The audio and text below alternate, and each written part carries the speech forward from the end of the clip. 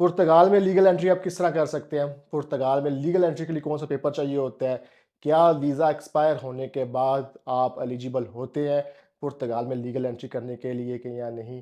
पुर्तगाल में अगर आपका वीज़ा एक्सपायर हो जाए और पुर्तगाल में एंट्री आपकी बाद में हो, तो आपको कितने टैक्स के बाद आप एलिजिबल होते हैं पुर्तगाल का टीआरसी कार्ड लेने के लिए? टॉपिक बड़ा इंटरेस्टिंग है, बहुत से लोग इसमें कन्फ्यूज़ होते हैं कि भाई हमारी लीगल एंट्री है या नहीं है या किस तरह करवानी है?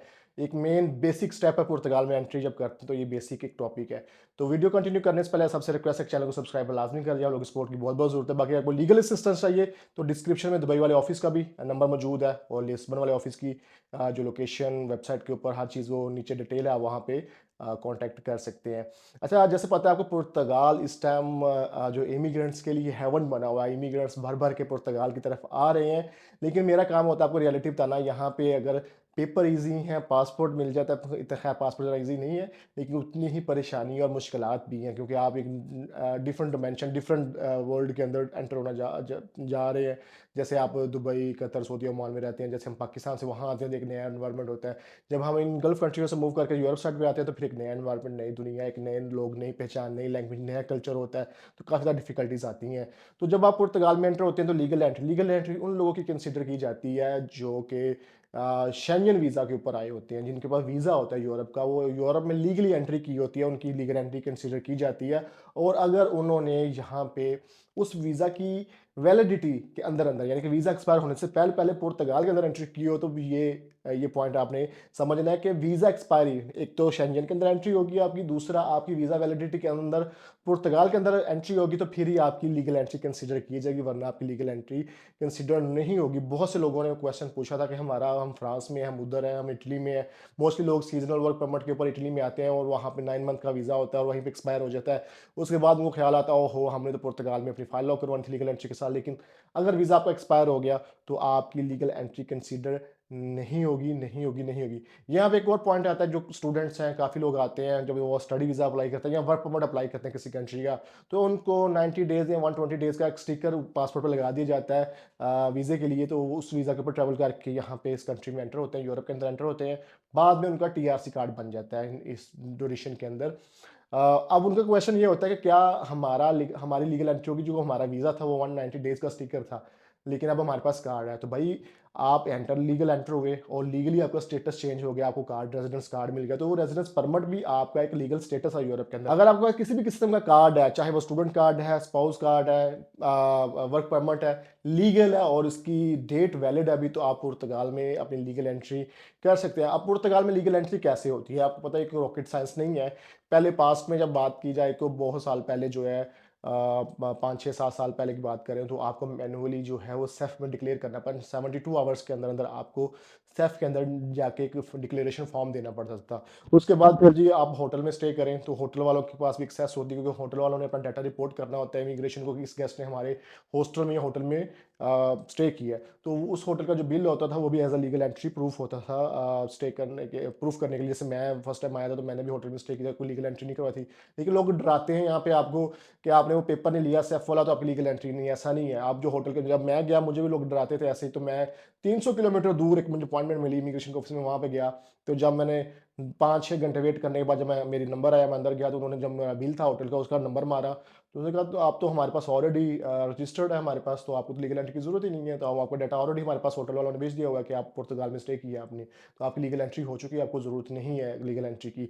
तो होटल में स्टे करते थे, होटल का जो बिल होता है होटल वाले ऑलरेडी रिपोर्ट कर देते, लेकिन फिर भी सेटिस्फेक्शन के लिए अगर आप वो लीगल एंट्री वाला सेफ वाला पेपर चाहिए तो आप वो किसी भी होटल या हॉस्टल वालों से पूछ सकते हैं। वो 15 यूरो लेते हैं, 20 यूरो लेते हैं, आपको बना देते हैं। लेकिन जो बड़े होटल्स होते हैं जैसे ईबीज है या बड़े बड़े शेरिटन है या इस तरह के बड़े होटल्स हैं, इनमें ये काम नहीं होते। ठीक है, ये अंडर द टेबल वाले काम ये छोटे छोटे हॉस्टल्स वाले और होटल वाले करते हैं। 2 स्टार हो गया, 1, 2, 3 स्टार हो गया, ये जो 4 स्टार 5 स्टार होटल बड़े होटल्स होते हैं वो नहीं करते ये वाले काम। उनका आप बिल ले लें वो इनफ होता है।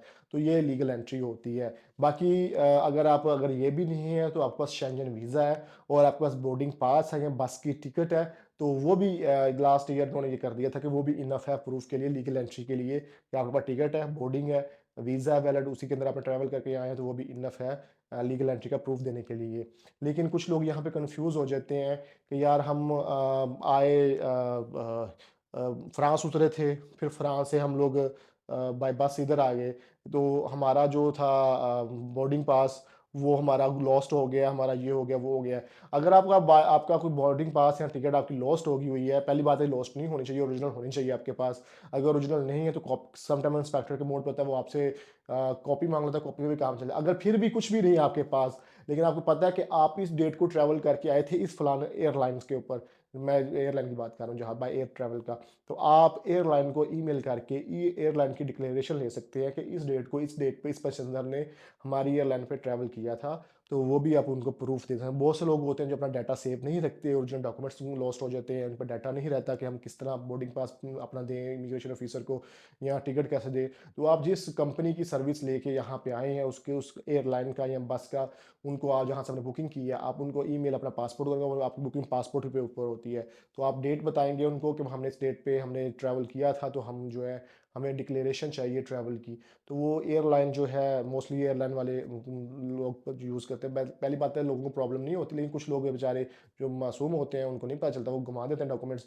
तो एयरलाइन वाले या बस की जो कंपनीज हैं वो आपको एक डिक्लेरेशन लेटर दे देती है कि इस डेट को इस पैसेंजर ने इस टाइम टू टाइम ये ओरिजिनल ट्रैवल करके पुर्तगाल में ये बंदा गया था, वो भी इमिग्रेशन वाले एक्सेप्ट करते हैं। तो ये भाई लीगल एंट्री के रास्ते हैं कि लीगल एंट्री है क्या। लीगल एंट्री बस ये चीज़ है कि आपका प्रूफ है कि आपने लीगली वीज़ा वैलिडिटी के अंदर आपने पुर्तगाल में एंट्री की है और आप यहाँ पे रह रहे हैं, ये है लीगल एंट्री। और किस तरह करवा सकते हैं, कौन कौन से रास्ते हैं, कौन लोग एलिजिबल हैं, भाई ये है। फिर बता दूं, वर्क परमिट वाले भी एलिजिबल है, स्टूडेंट वीज़ा वाले भी एलिजिबल है, स्पाउस वीज़ा वाले, किसी किस्म का भी आपके पास स्टेटस है तो आप लीगल एंट्री जो है अपनी करवा सकते हैं। बाकी जो जिनके पास वीज़ा वैलिड है यूरोप के अंदर, उनके पास एक और भी ऑप्शन है हमारे पास उनके लिए कि हम उनका किसी और दूसरी कंट्री, पुर्तगाल में नहीं, किसी और कंट्री में अगर यूरोप की वो अगर जल्दी कार्ड लेना चाहें, जैसे स्टूडेंट है ये स्पेशली, ये जो होता है पैकेज, ये स्टूडेंट्स के लिए होता है कि स्टूडेंट्स जब आते हैं तो उनको इतनी 5-5 6-6 7-7 हज़ार यूरो जो फीस है सेमेस्टर्स की वो पे नहीं होती, तो वो फिर इलीगल हो जाते हैं, यूनिवर्सिटी स्किप कर देते हैं। तो उनको स्किप करने की ज़रूरत नहीं है। उनके लिए हमारे पास प्लान्स हैं कि हम उनको student to work permit convert करवा देंगे, तो वो फिर उनके यूरोप में इलीगल भी नहीं होंगे और वो लीगली रह के अपना जॉब करके अपना पैसा कमा सकते हैं और अपने स्टेटस को लीगल रख सकते हैं और पाकिस्तान आ जा सकते हैं, अपनी होम कंट्री ट्रैवल कर सकते हैं, पूरे शेंजन में ट्रैवल कर सकते हैं और अपनी लाइफ को एंजॉय कर सकते हैं। और बहुत सारा ख्याल है कि वीडियो को लाइक शेयर कमेंट लाजमी कर दिया करें, वीडियो को शेयर लाजमी किया करें ज़्यादा से ज़्यादा, क्योंकि ये इन्फॉर्मेशन है और लोगों तक भी पहुंचे कि भाई उन्होंने किस तरह स्टेप्स को फॉलो करना है। और जो मार्केट में ब्लैक माफिया बैठा हुआ है जो 2 नंबरी करता है, आपको स्कैम्स करता है, ऐसे ड्रीम्स दिखा के आपको कि ये हो जाएगा वो हो जाएगा, डराना फिर और आपसे पैसे बटोरता है, तो वो लोग उनसे बच सकें। अपना ख्याल रखिएगा, मिलते हैं नेक्स्ट वीडियो में। अल्लाह हाफिज़।